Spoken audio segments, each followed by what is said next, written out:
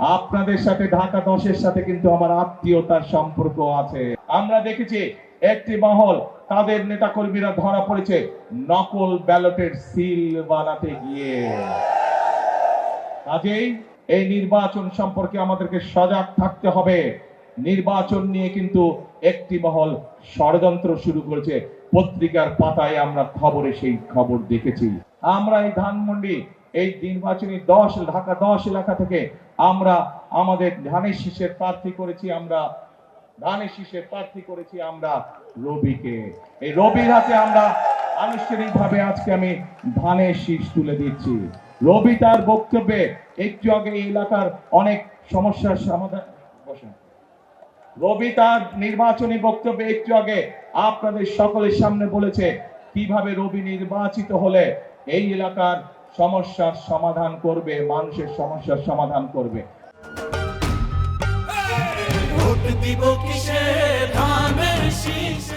ইনশাআল্লাহ রবির সাথে আজকে আমিও আপনাদেরকে বলে যাচ্ছি যে ইনশাআল্লাহ এই ঢাকা 10 থেকে ধানের শীষ নির্বাচিত হলে এবং বিএনপি সরকার গঠন করলে রবি যে সকল ওয়াদা এলাকার মানুষের সামনে করেছে সেগুলি বাস্তবায়নের জন্য আমিও রবির সাথে কাজ করব। কারণ বক্তব্যের শুরুতেই বলেছে আপনাদের সাথে ঢাকা 10-এর সাথে কিন্তু আমার আত্মীয়তার সম্পর্ক আছে।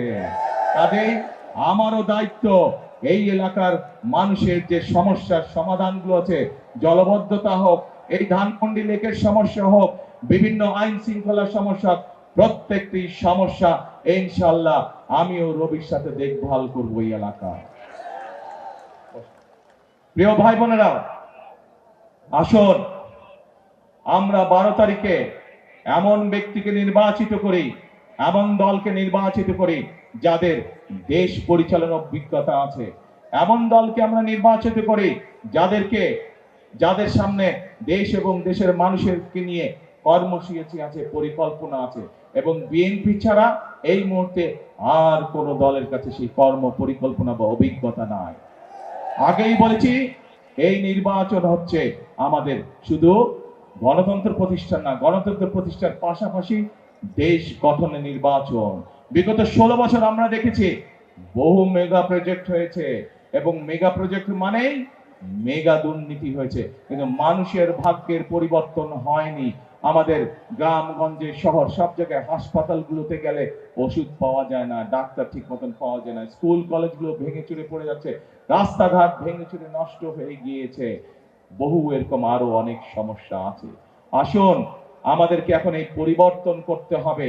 পৃথিবীর বহু দেশ ছিল যেই দেশগুলোর অবস্থা বাংলাদেশ থেকে খারাপ ছিল, কিন্তু তারা পরিশ্রম করেছে, পরিশ্রম করার মাধ্যমে তারা তাদের দেশের অবস্থা, মানুষের ভাগ্যের অবস্থার পরিবর্তন করেছে। তারা যদি পারে আমরা কেন পারবো না? ইনশাআল্লাহ বাংলাদেশও পারবে, বাংলাদেশের মানুষও পারবে দেশকে পুনর্গঠন করতে, আমাদের দেশের মানুষের ভাগ্য পরিবর্তন করতে। সেজন্য প্রিয় ভাই বোনেরা, বারবার আমি এক কথা বলছি, এই নির্বাচন সম্পর্কে আমাদেরকে সজাগ থাকতে হবে। নির্বাচন নিয়ে কিন্তু একটি মহল ষড়যন্ত্র শুরু করেছে। পত্রিকার পাতায় আমরা খবরে সেই খবর দেখেছি। বিভিন্নভাবে তাদের লোকজন বিভিন্ন মানুষকে গিয়ে বিভ্রান্ত করার চেষ্টা করছে, বিশেষ করে মা বোনদেরকে গিয়ে বিভিন্ন প্রতিশ্রুতি দিচ্ছে, যেই প্রতিশ্রুতিগুলা বায়বীয় প্রতিশ্রুতি। আমরা বিএনপি জনগণের সামনে সেই প্রতিশ্রুতি করতে চাই যে প্রতিশ্রুতি মানুষের পক্ষে বাস্তবায়ন করা সম্ভব। আমরা এমন কোন প্রতিশ্রুতি করতে চাই না যা মানুষের সাধ্যের বাইরে, যা মানুষের আওতার ভিতরে না। প্রিয় ভাই বোনেরা, আমরা দেখেছি একটি মহল তাদের নেতাকর্মীরা ধরা পড়েছে নকল ব্যালটের সিল বানাতে গিয়ে। কাজেই আজকে ঢাকা 10 সহ সকল গণতান্ত্রিক মানুষ এবং যারা চায়, সেই সকল গণতান্ত্রিক মানুষ যারা চাই এই দেশের মানুষের, এই দেশের ভাগ্যের পরিবর্তন করতে, আপনাদেরকে আজকে সতর্ক থাকতে হবে, সজাগ থাকতে হবে।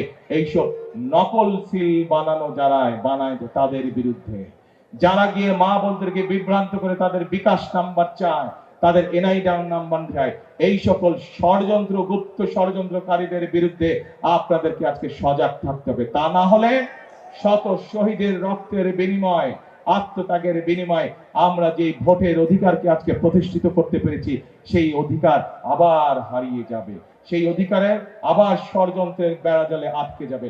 কাজে আমরা যদি সতর্ক থাকি তাহলে বাংলাদেশকে কেউ আটকে রাখতে পারবে না। আমরা যদি সতর্ক থাকি বাংলাদেশের সেই গতি কেউ রোধ করতে পারবে না, বাংলাদেশের মানুষের ভাগ্যের পরিবর্তনের গতি কেউ রোধ করতে পারবে না।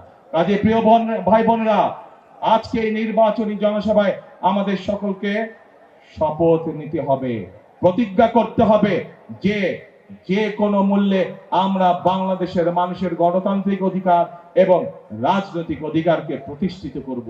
যে কোনো মূল্যে আমরা আমাদের বাংলাদেশের সেই প্রত্যাশিত বাংলাদেশকে গড়ে তোলার জন্য কাঁধে কাঁধ মিলিয়ে আমরা সকলে কাজ করব।